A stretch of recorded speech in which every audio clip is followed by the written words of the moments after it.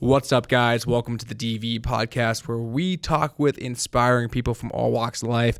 On today's episode, we have Jay Mirando. This guy is a flipping genius. I made over 6 figures on 2 properties. We're going to talk about real estate. We'll talk about business. We'll talk about some crazy things that have happened on his flips. We bail him out of jail, get the deal. Shadiest person in the whole entire world. He has flipped dozens and dozens of properties over the last few years. In fact, this year, he'll probably flip over 35 properties. I think that Beautiful Investments should be a business that is like 40 to 50 houses a year. And we're also going to talk about content. Andrew Tate, Alex Hermosi, Graham Stephan, Robert Kiyosaki, how these guys are blowing up online and how you can too.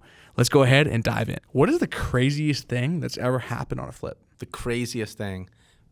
All right. I'm waiting for a few people to die before I tell the one. Let's tell this one. Got one deal in Pahrump. I get a call while I'm at a property. Hey, Jay, one of the people who are renting out this place got a letter in the mail and the owner's getting evicted, but the owner's in jail, so nobody can talk to him.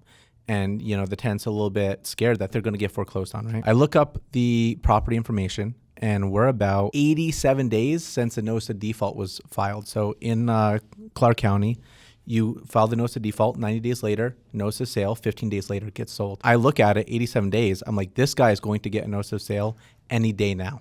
It's going to happen any minute. So get me in touch with this person. He's in jail. Okay, well, we have to go to the jail. We have to talk to him.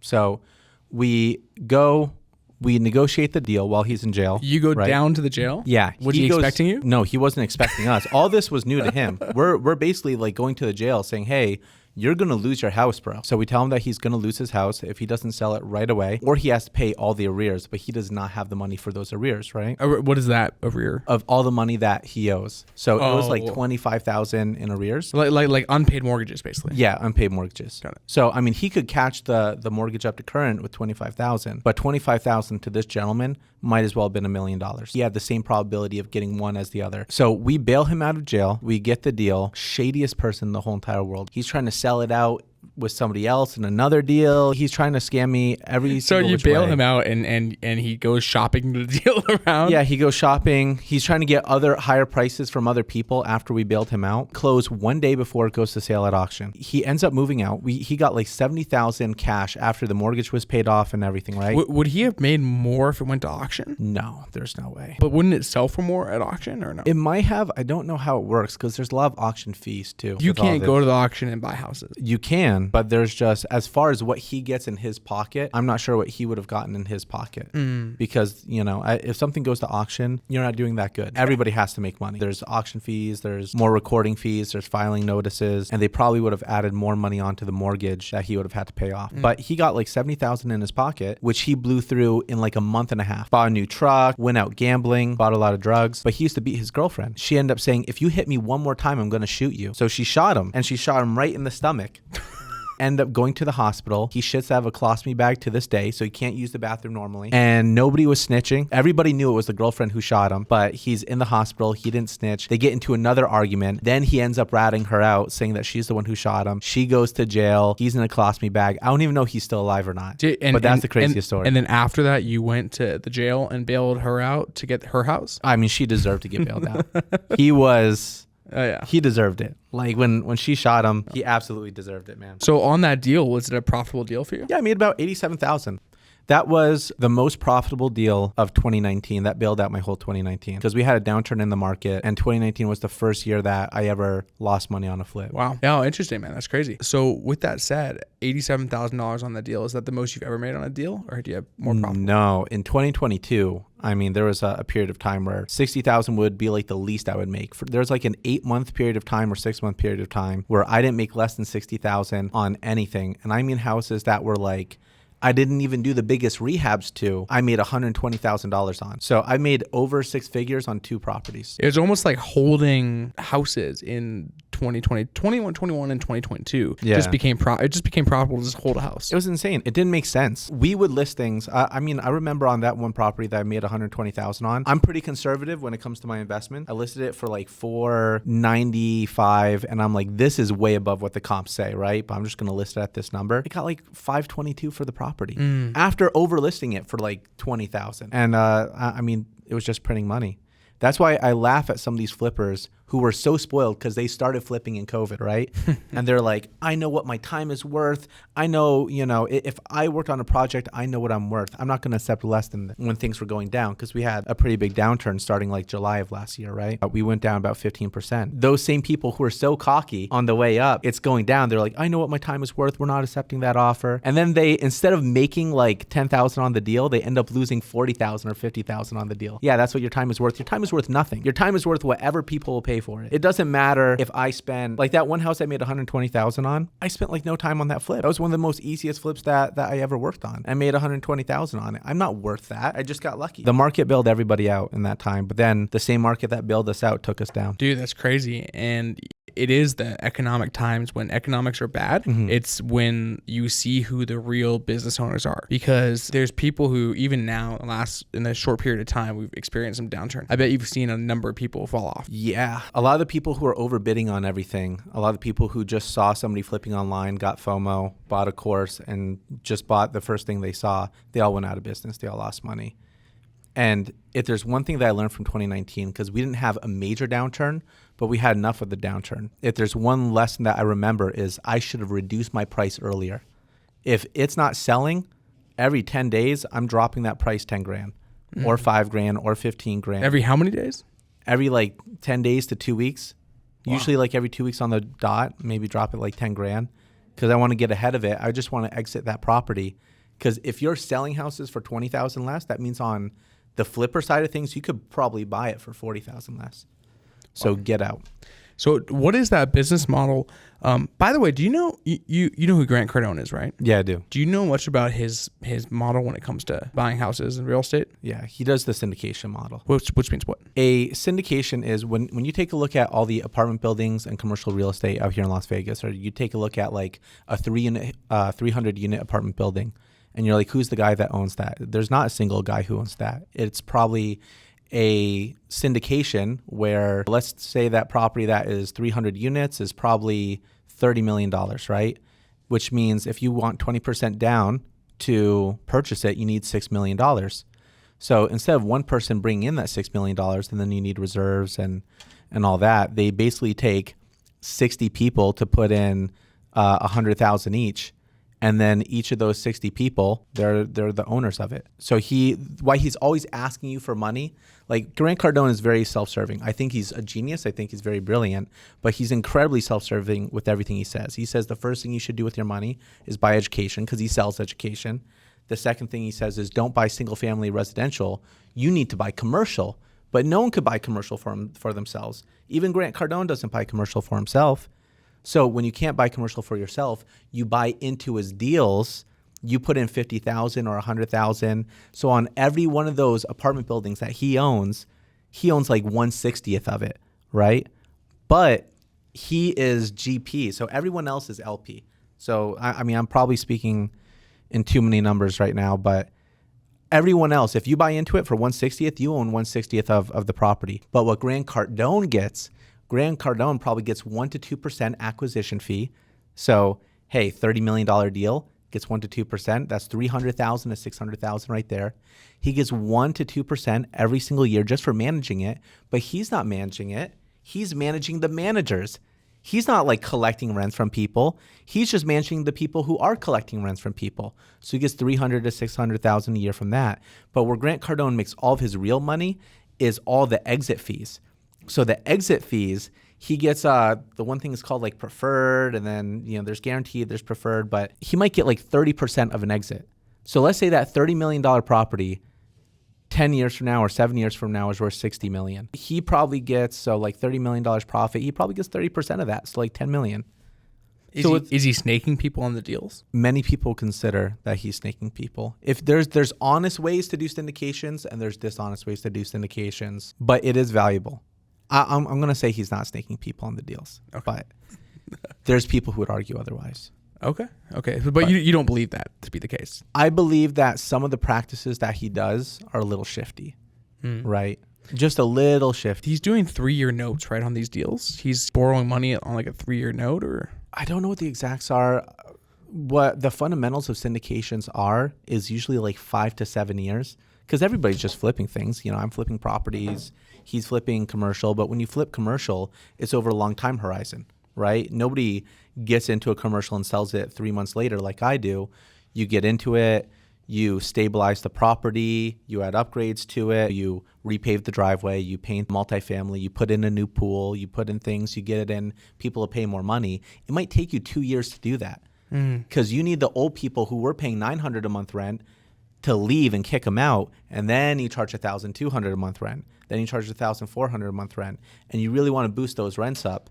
And then 5 years later, that's when you're really going to see the big money. What would happen in the case if your note's maturing? Let's say you're borrowing money at a 4% rate. Yeah. Right? And the note's maturing, and now the rate's more than doubled since then. Mm-hmm. What if the cash flow then at that point goes negative? If the cash flow goes negative, there are some people who are going in on the deals who are getting a percentage. There's some investors who see the blood in the water, right? And they're saying, hey, we will bail you out of this bad situation that you're in, but we need like a 20 or 30% split of the whole entire deal. So they'll walk in, they'll save it, but they're getting a large portion because when you see blood in the water, you take advantage of people, right? So I mean, the loans are coming due and he can either sell, which the good news is there's no inventory out there right now, right? There's no inventory because everybody knows that it's bad. So I mean, residential people might be stupid, but commercial people are generally more savvy with longer time horizons. So when you're more savvy with a longer time horizon, you're like, now's not a good time to sell, so I'm just not going to sell. I'll sell next year. Or I'll sell 2 years from now. That's when you see like markets go down, you never see luxury property go down at the same rate as residential because luxury owners can just wait it out. I'll sell it 3 years from now. But the richer you are, the longer your time horizon is. So because there's so little inventory, if somebody wants to get into a house, I mean, at least he could probably sell it with breaking even, hopefully. But let's say he doesn't. There's a lot of investors who are coming in to save those deals. Interesting. But I mean, he'll probably get screwed on some of them. And BlackRock, it's either BlackRock or Wedgwood or one of the major hedge funds out there walked away from like millions of their investments. Like, we're just not going to pay. Here, take it back. Wow. Yeah. Wow. And they're so big that they have all the law firms to just back them up. Dude, that's crazy. What do you think AI is going to play a role in your industry, if at all? I think the wholesalers are the people who gather the deals. So probably on the acquisition side of things, it'll make it easier. I think that AI will really come in big when there's better chatbots or better people, chatbots and then like verbal AI to where they could do the cold calls. So in wholesaling, what a lot of them do is they utilize virtual assistants. And most of those virtual assistants are either in the Philippines, Latin America, or India. And generally, their English is not as good as our English. And when you are a potential seller here in Las Vegas and you hear that accent, it ruins all the trust, right? When you hear that person, it's going to sound so bad for me to do an accent, but I'll do it anyways. Hello, you want sell your home? All of your trust is out the window. Wait, how's it go exactly? You want sell your home? You want... But all your trust is out the window. You're like, this person can't sell my home. This person probably doesn't even live here. All your trust for that person goes out the window. Well, what if he does live? What if he's like two neighborhoods down? 2 neighborhoods down. The trust is still ruined. Like they're not going to trust anyone with an accent, right? That's crazy. So I think that, but all these people don't close the deal. Their only job is to turn a completely cold lead. Would you be interested in selling your home? Yes or no? Okay, we'll put you in touch with somebody who will do it. Their only goal is to set warm lead appointments for the Americans. But you probably need to dig through 100 leads of trash to get one person who's a warm lead. And that's why you need virtual assistants. But I think that AI could be more effective than a virtual assistant. But that would need verbal technology, which I know that people use. There's a lot of the big corporations that use it so that you could speak to them and say, yes, I want to sell my home. That's great. Let's move you to here. Is it this shape, this shape? They could probably put all that in a note section and then put you in touch with the American to actually close it. But for some reason, wholesalers aren't utilizing that technology yet. What is the model on flipping? So you're looking for houses that you can get at a good price, and then you do some renovation to it and you sell it for more. Is that it? Yeah. It's if you buy any deal at 80% of ARV, ARV means after repair value. So if you buy something at 80% of ARV minus repairs, so let's just use $1 million as a nice even number. So there's $1 million of an ARV. That's what you think you would sell it for if it's all flipped. So 80% of that is $800,000. If you think it takes $100,000 to put into it to get it to that point, then that means that your target price would be $700,000. And that's the model with anything. Like I bought a Rolls Royce 2 or 3 years ago, and I sold it to Spencer & Lucky, right? So I bought a 1984 Silver Spur, and I bought it for $1,000, and it was a piece of crap. Like it couldn't run. It was awful. And I sold it to Spencer & Lucky for $2,500. I'll buy anything if I can get at 80% of ARV minus repairs. What about like a suitcase of dildos? A suitcase of dildos, 80% of ARV minus repairs. Okay, if you got to clean them, wipe them off, however you got to do it. That's what I'll do. I've always been intrigued by the real estate market, like flipping, what that process looks like. But I've always been scared. So like, dude, I can go buy a house. I can run and see comps and see like, okay, like this is probably what it should sell for. But then when it comes to the repairs, I have no freaking idea what I'm doing. Yeah. I don't know if I'm going to get scammed. I don't know if I'm going to do things wrong. Yeah. That's really scary. How do you manage that process? I mean, I've lived in Las Vegas for like 11 to 12 years now. So I really know Las Vegas. I know the construction. I know how much things cost, like the back of my hand. If I were to move to North Carolina with 6 years of flipping experience, I'd still be scared shitless. Hawaii, still be scared shitless. So what you would do is I would say the typical bigger pockets model of like get 3 contractors to give you the quote on it. But you want to break down their quote in every individual area. You need to break it down. How much dollar per square foot are you for laying laminate? How much dollar a square foot are you for laying tile? How much would you charge to paint this house, or how much dollar per square foot to paint this house? Some painters don't look at it like that. Some painters do. Some people will say like $1.15 a square foot, or let's just say $1.50 for even numbers, which means for a 2,000 square foot house, they charge you $3,000 to paint it. And you want to lock them in at every one of these numbers. And then when it comes to the end and they're like, hey, here's my price to do the whole entire job. If they tell you $30,000, but you did the math on everything that you locked them into on a dollar per square foot basis, and you're like, that only adds up to $18,000. How do we get to this $30,000? It's a hard time for them to dig themselves out of that hole. To where if you don't ask the questions in the right way, like you have to ask the questions in the right manner to get the desired result. Like for example, you go into Chipotle, right? If you ask for half chicken, half steak, they're probably going to get you a spoonful of 3/4 chicken and 3/4 steak, right? Where if you said, I want double meat, chicken and steak, they probably do 1 full spoonful and then 1 full spoonful. So you would have got 1.5 portions. Now you're getting 2 portions, but you're paying double. If you say, I want half chicken, half steak, they'll probably do 3/4 spoon and a 3/4 spoon. You lean left. Then you go back. You say, actually, can I get double meat? Then they'll do the same thing again, 3/4 chicken, 3/4 steak. You got 3 portions for the price of 2 because you asked it in the right manner. You asked the questions in the right way, and now you got triple instead of double. And it's the same thing with flipping. I say that because it's cute and everybody can relate to it, but you lock them in at the right prices.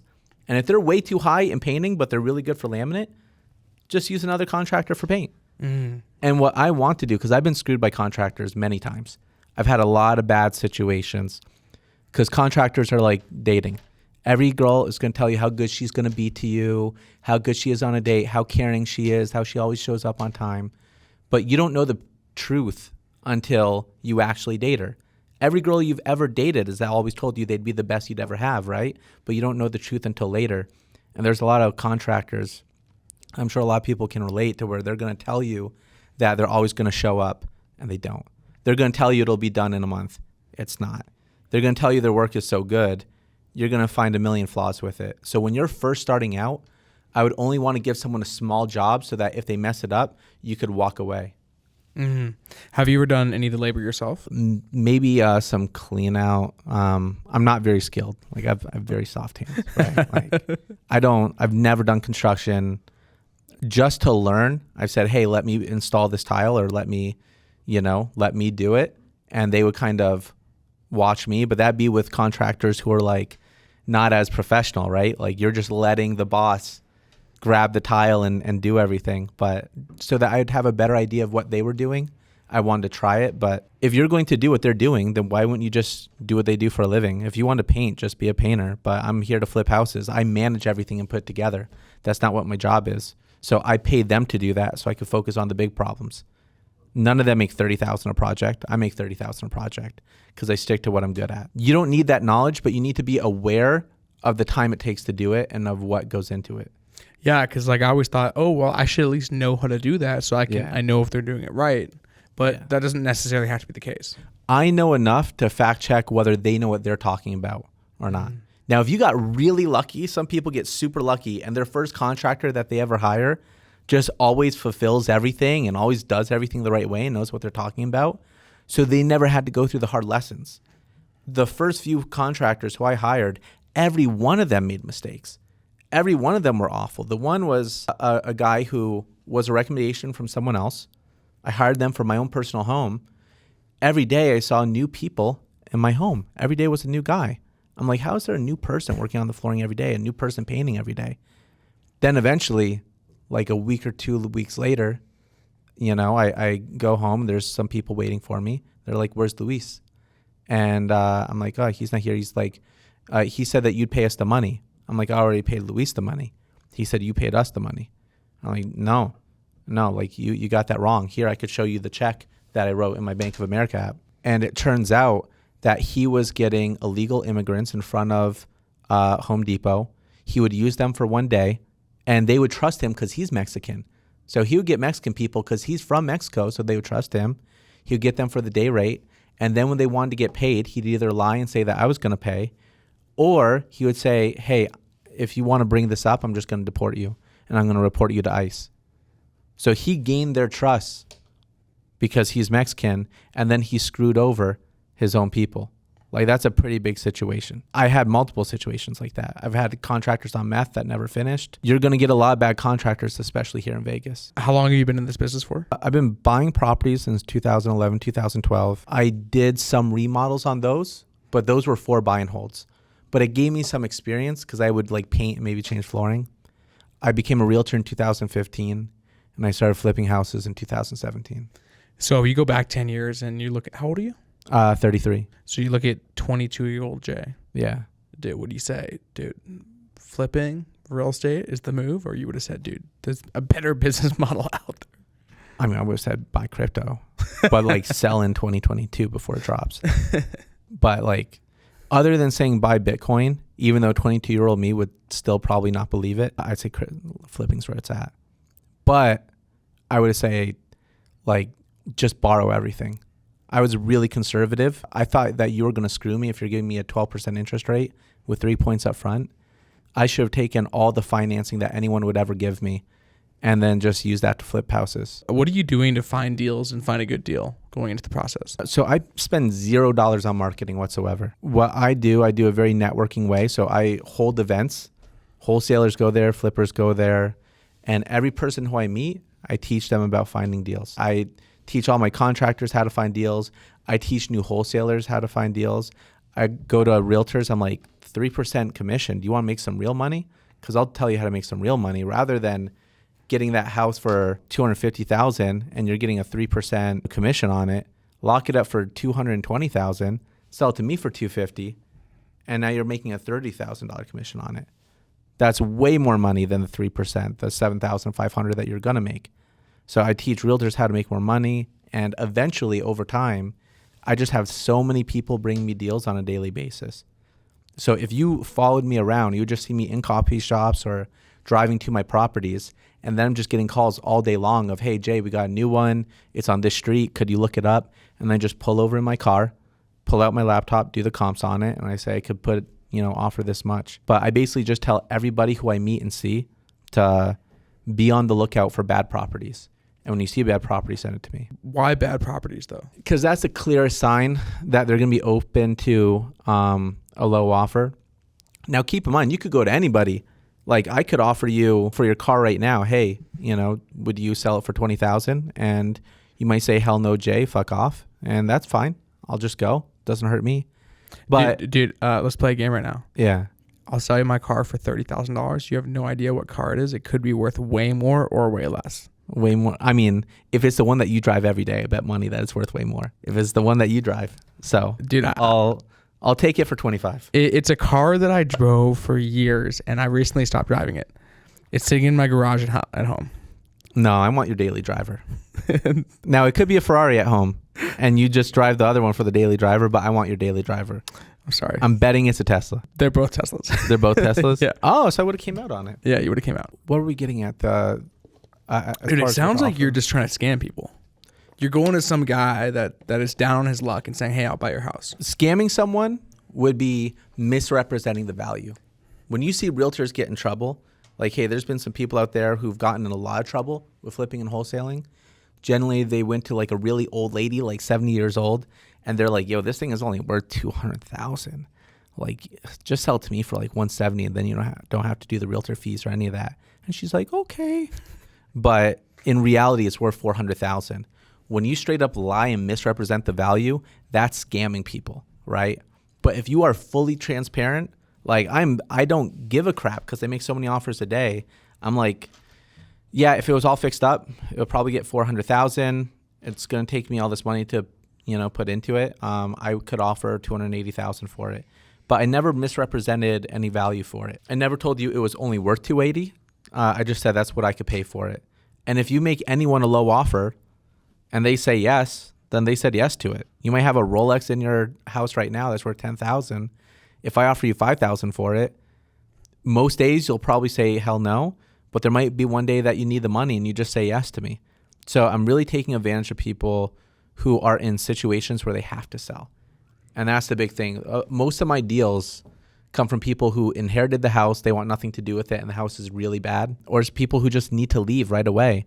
And real estate is an illiquid asset. If you need the money in 8 days, then where else are you going to go? The MLS is too slow. Realtors are too slow. If you need the money right away because you have to do something, you got to go to somebody like me, and I'm going to offer you less money. You could close a deal in 8 days? Yeah, I could close it less than that, but 8 days is comfortable. Interesting. That's crazy. Buying and selling houses, I'm used to like, oh, 30 days for this, 60 days for that. Yeah. It's like, there's a book called Irresistible Offer or Unique Offer, something like that. I think it's called The Irresistible Offer. And it's basically talks about what is your unique offer? What's your offer proposition? They go into Domino's in like the 90s or 80s, and they're like 30 minutes or less or else your pizza's free. Now, Domino's in the 90s had awful pizzas. It tasted like cardboard. It was crap. It was terrible. But 30 minutes or less or else it's free. So why did people buy it? They bought it because they needed fast food to their house right away, right? Like nobody was buying it because it was the best. People don't take my offer because it's the best offer. They take my offer because it's quick and it's easy. Kind of like your sex life. Kind of like my sex life. There's been so many girls who weren't high quality women, but I took them up on their proposition because they were quick and they were easy. Got to have a path in. Dude, we never talk about that stuff on this show, but here we are. So you make good money. I know because you drive a 2004 Volkswagen Bug. Yeah. But the thing is, you're kind of like limited edition in this business model, dude. You're living almost paycheck to paycheck. It's like deal to deal. Yeah, you're almost like a salesman. You gotta go sell. You gotta go sell to get your next thing. Yeah. Does that not stress you out? I'm in constant stress and anxiety. Really? Constant.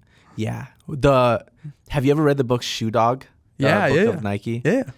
I relate so much to his story to where he'll buy like, $10,000 worth of shoes, sells them for $20,000. He re-ups $40,000, and then he sells the $40,000 for like $60,000. Then he re-ups and he buys like $80,000 or $100,000. And he sells that off and he buys more. And he's like tripling his business year over year, every single year. But he has no reserves. He has no money in the bank. It's so scary to live his lifestyle, right? There's so many bad situations that he got himself in. He goes to the bank and like, could you guys lend me more money? And they're like, no, because you don't have enough reserves. Well, I'd have reserves if you would just lend me more money, right? But that is what I relate to. Because I go from one flip in 2017, 8 in 2018, 12 in 2019, 18 in 2020, 22 in 2021. I went down like 21 of last year. But this year I should be at like 35 houses, right? I'm buying a house a week right now. I'm not going to keep up on this path forever. But right now I'm so bullish on the market that I'm going to buy one house a week until I blow my load and I can't buy anymore. But when you're growing, it takes so much capital in this business to grow it, and it's stressful. But if I wanted to, I'm at the point now to if I wanted to just stay at 20 houses a year, I wouldn't be in so much stress. I could really do that comfortably, to be honest. But I don't buy anything for myself. Like, I just reinvest everything in the business because I think that Beautiful Investments should be a business that is like 40 to 50 houses a year. And at like 40 or 50, I'll probably slow down and say, hey, I am at the max of where I want to be, or I might be at the max at 30 houses a year. But when you're growing like 50% year over year, it's scary. Yeah. It takes so much money to do this. How do you think that affects your life? Like, do you have friends? Are you in a relationship? Like, dude, what is your, do you have a parents? Yeah. I feel like all you do is just work and network. Yeah, I network, but networking's fun. Like, you network a lot. Like, that's part of your job, but like, aren't you happy with the connections that you make? Like, yeah, but dude, I'm not like, chasing down contractors and like. Yeah. My podcast, which was pretty new, somebody's like, wow, Jay, you got a lot of heavy hitters on there. All the best flippers in Vegas have been on it, except for like one or two.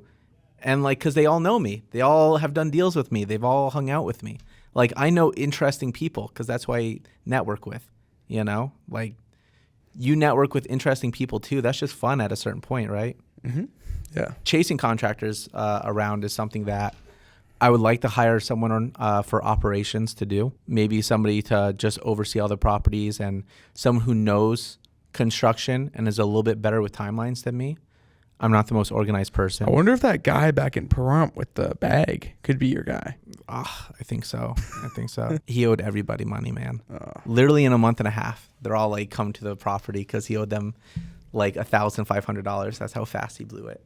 Wow. Yeah. So you're pretty motivated. I know you definitely kind of tap into hustle culture. What's your personal development routine? Like, do you have one? Do you read? Or are you just like a byproduct of luck? I started into my journey of personal development at 18 when I got recruited into network marketing. And network marketing is generally regarded as a pyramid scheme, but life is a pyramid scheme. But that said, network marketing sucks. Like, in 2 years, I made $3,000 in it. You know what I mean? Like, network marketing sucked. But that was my university. Like, network marketing is how I read all the early books that everyone reads, Think and Grow Rich, Rich Dad, Poor Dad, How to Win Friends and Influence People. And then that got me down the route of doing more books on sales, more books on psychology, more books on business as a whole. And I probably read 2 to 3 books a month on Audible. I read one new one, and then I'll reread 2 old ones. Because your memory retention for audio learning is only like a third of real reading. So I reread the books that I read a year or 2 years ago so that I can kind of freshen up on it and understand it a little bit better. What's the book that's changed your life the most? Hey, maybe the book Flip, which I read at 16. Because I am flipping properties right now. I'd probably say the best book is Thinking Fast and Slow, but I didn't read that until later in my life. So I don't want to be typical and say Rich Dad, Poor Dad. Everybody says that. I'll do Richest Man Babylon. How about that? There we go. That's a good. Love one. it. My top 2 are in that middle shelf, on the lower middle shelf, on the top. Think and Grow Rich. And How to Win Friends and Influence People. Influence You know that one, right? I know that one. I read that, and then I think the new version of it is Vanessa Van Edwards' Captivate. I'd say she's like the new version of Win Friends and Influence People, but like backed by science. Did you like that? Did you like the How to Win Friends and Influence People? When I first read it, I'm like, they're just telling you to remember names and shake people's hands. The whole time I was reading it, I'm like, man, this is lame. I know how to just use people's names in a sentence. I think it's worthwhile for people, especially people who, the one thing it's able to do is it helps people frame their mindset. I mean, dude, look, MLMs, like that was for you, your initiation. For other people, like they all have their own thing. The craziest thing about MLMs is like I went to all these trainings, and these same trainers, if they were some of the people that you or I know right now, would have been paid like $20,000, $30,000 a pop to speak to people. They honestly had some really good trainers in network marketing who would do it just because they love the attention of it. That's it. They didn't know how to monetize their skill. They were so good. They were so gifted at it. Far greater than what I am. Do you know someone who's really gifted at rallying people? Who's that? Andrew Tate. Andrew Tate? Yes. He is a genius. You think so? Yeah. I think his whole model, I'm going to give him the credit of doing all this on purpose. He said the offensive things, like how did Kim Kardashian become famous? By doing what is controversial. Andrew Tate did the route of going of what is controversial to get people to talk about him, right? And he absolutely succeeded. There's a point in time where you can't have a conversation without talking about Andrew Tate. And I think that the real Andrew Tate is a bit more stoic than that, a bit more logical than that, but he had to play that character. I believe, I'm giving him the credit, the benefit of the doubt, to say that he was playing a character to generate and garner all that attention. And then now that he has it, now he can lead you to where he wants to go. I also believe that's what Fresh and Fit did. Like Fresh and Fit went down the route of getting dumb women on their podcasts, honestly exploiting dumb women. That's their whole business model, right? Let's be honest. But that is how they got all the views, because that is what garners the most controversy, the most attention. That's what people want to watch. But then they have Money Mondays, where they talk about money. They talk about how to be better men. They talk about the betterment, but people don't tune into betterment. They tune into smut. They tune into controversy. So you get all the eyes, you get all the attention by being controversial. If I want to be the number one flipper on social media right now, I would just get 2 strippers to walk through me on either side of me and go into all my flips at all times, and I would post that on social media.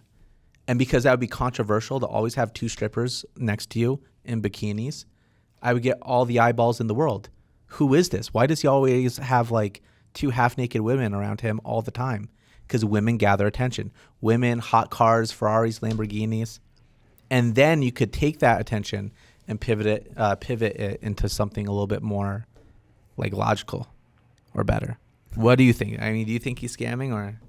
Andrew Tate? Yeah. Dude, Andrew Tate is a character. I think he understands where people are at in the world. Yeah. And the way he's speaking, if you watch how he's speaking from a place of, dude, he's antagonistic, he's angry, he's bitter. Yeah. It's like he's mad at the world. Yeah. But that's where society's at, dude. They're mad at the world. They want to play the victim. They want to be angry. They want to be antagonistic. They want to hate on stuff. And so he's speaking to where the masses are at. Yeah. And this rah motivation shit, dude, Alex Hormozi, dude, this is a guy that he's coming from a place of like anger and frustration. The words he's saying are positive.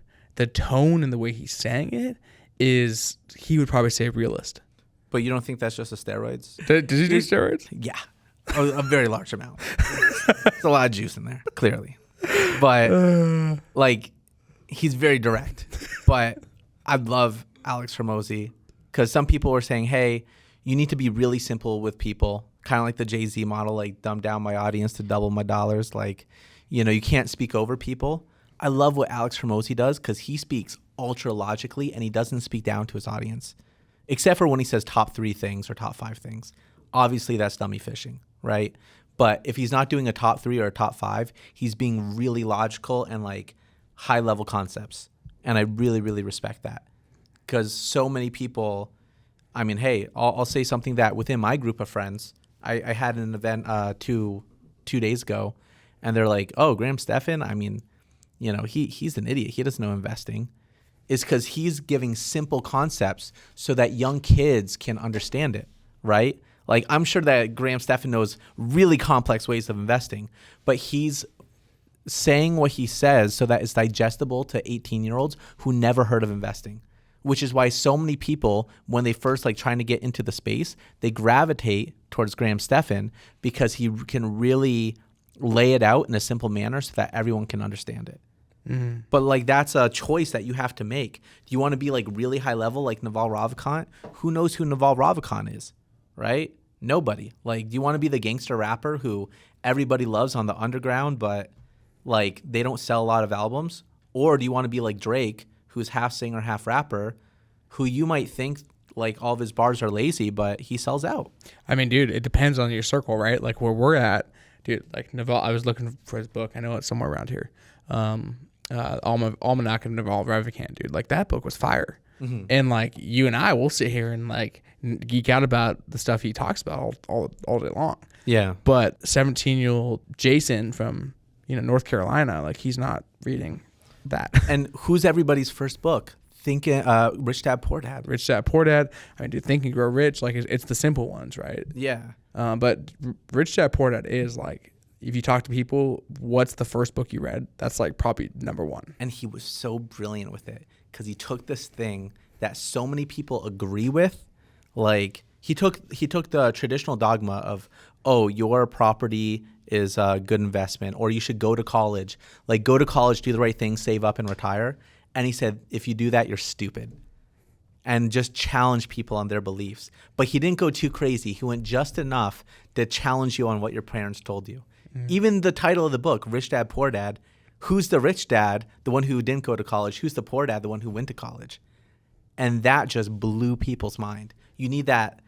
You need like 10 or 20% of controversy. And that's what Andrew Tate did, but he probably overcorrected on the controversy side of things. So, dude, we talked about almost 4 types of content. We got Andrew Tate, Alex Hormozi, Graham Stephan, and Robert Kiyosaki. Yeah. Robert Kiyosaki went simple but slightly controversial. Graham Stephan goes super simple for the masses, for like a large audience can understand. Anyone can understand. Yeah. Hormozi goes high level, is what your argument on that? Yeah. And Andrew Tate goes angry, controversial. Yeah. For now. What's the best model? I mean, Andrew Tate has the most success, right? But then most kings get their heads chopped off. And Andrew Tate basically almost had his head chopped off. So the best model is Robert Kiyosaki, to where he garnered enough attention to where he was a legend off of just one book. And he toured on it and everything with just the right amount of controversy. But he didn't get so big to where he got his head chopped off. What about Hormozi? Hormozi, I really love what Hormozi's doing. I love it. Like, I'm probably the biggest fan of Hormozi out of all those. But what's a Hormozi style talking point that you think is the reason he's successful in your industry? In my industry. So he's very influenced by Naval Ravikant, and he's very influenced by also Warren Buffett and like Charlie Munger. So those are his influences. And you can really tell that he listens to a lot of Naval when he like speaks. But why so many people love him in real estate, because a lot of my friends, like him and they'll quote some of the things that he says. I mean, I hate some of his books, to be honest with you. But some of his books are just like charge more money. Now that you charge more money, charge more money. And the real secret to charging more money is take that number that you thought was ridiculous, times that by 10, now charge that amount of money. And whenever a contractor or a person even tries to negotiate with me like that, I just don't work with them. Don't try to don't put some crazy number and just think I'm going to do it. But I guess you only need a small percentage of people to say yes. But he has the right amount of stoicism with the right amount of dummy fishing to where he still captures everyone. What's dummy fishing? Dummy fishing is top 5 ways to buy real estate. The top 3 things that's holding you back in business. The top 5 ways to get started in business. Top 3 ways to get started in real estate. No money down. If you want to blow up, you could just go dummy fishing all day long. Top 5, top 7, top 3. And every fucking idiot's going to gobble it up. I hate it. Dude, this has been fun. How can people connect with you? Pornhub.com/J Mirando. That's where I got the goods. If you go to youtube.com/@thepapertrails, the podcast is called Paper Trails Podcast. That's what I do. Also, Instagram is Vegas Flipper J. Dude, one last thing. So we have, let me stroll over here. Have you seen this book before? That looks haunted. Yeah, it is haunted. So this book is a book of questions. The way this works is the last guest left a question for you. Okay. But they didn't know who you were. So you're going to read the question out loud, answer it to the audience on camera, and then you'll leave a question for the next guest. Awesome. Yeah. Let's go. It's going to be the most inappropriate question. I know it. I don't think I've read it yet. So it's the one on the right-hand side there. This is exactly how I would design a book if it was haunted. What was the dumbest, most expensive thing you ever purchased? The Dogecoin millionaire. I know that guy. Okay. The dumbest, most expensive thing I ever purchased, well, it's not the most expensive, but it is the dumbest, is my BMW X7. Depreciating asset, costs way too much money. It's not even like the coolest thing, but it feels like you're sitting in your living room. I spend so much time sitting in my car and like pulling up my laptop and doing comps that even though it was way too much money to buy it, bro, I'm so comfortable now. I love it. It was good for me. Thanks for coming on, man. Thank you.